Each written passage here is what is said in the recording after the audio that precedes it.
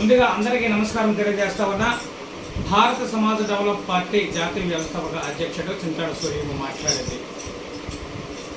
మరలా అనేక రోజుల తర్వాత మీ ముందుకి చిన్నపాటి విషయాలు మాట్లాడటానికి వచ్చాను. ఈ విషయాలను ఆలకించి మీరు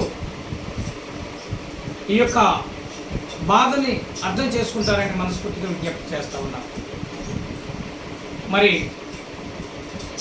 జూన్ 4వ తారీఖుకి ఎన్నికల ఫలితాలు వచ్చాయి.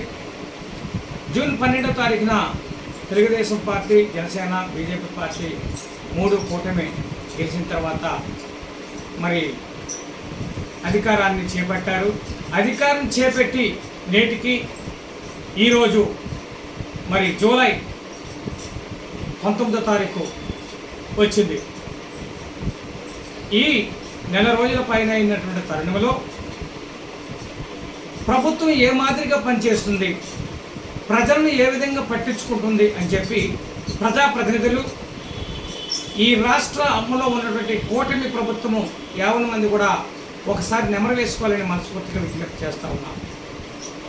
మొన్నే పవన్ కళ్యాణ్ గారు ద్వేషాలకు పోవద్దు, ముందు కార్యాచరణ చేపట్టండి, కార్యకర్తలు మీద క్రమశిక్షణ తీసుకుంటాం, మీరు ఎవరైనా రెచ్చిపోయినట్లయితే అని చెప్పి తెలియజేశారు.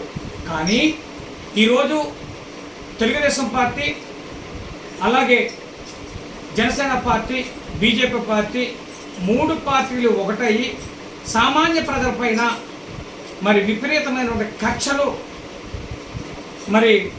కక్షతో ముందుకి అనేకమైనటువంటి ఇబ్బందులు ప్రజలను ఇబ్బంది పెడుతున్నారని చెప్పి తెలుస్తూ ఉంది.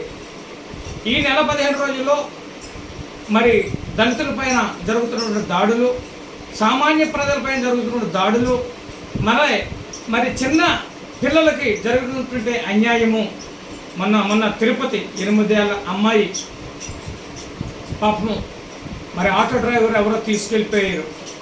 ఏ రాష్ట్రము వ్యక్తి అయినప్పటికీ కూడా ఏం జరుగుతుంది, మన బిడ్డలే అనే ఆలోచన చేయవలసినటువంటి బాధ్యత మీకు ఎంతైనా ఉందని చెప్పి మీకు తెలియజేస్తూ ఉన్నా. ప్రభుత్వం వారు గౌరవ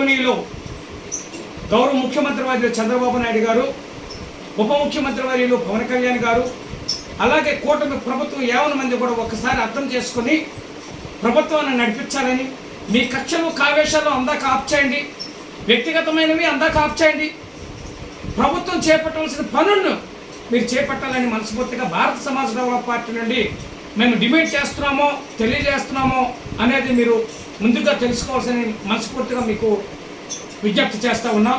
చింతాడ సూర్యము, భారత సమాజ డెవలప్ పార్టీ జాతీయ వ్యవస్థాపక అధ్యక్షుడు. నమస్కారం అందరికీ కూడా.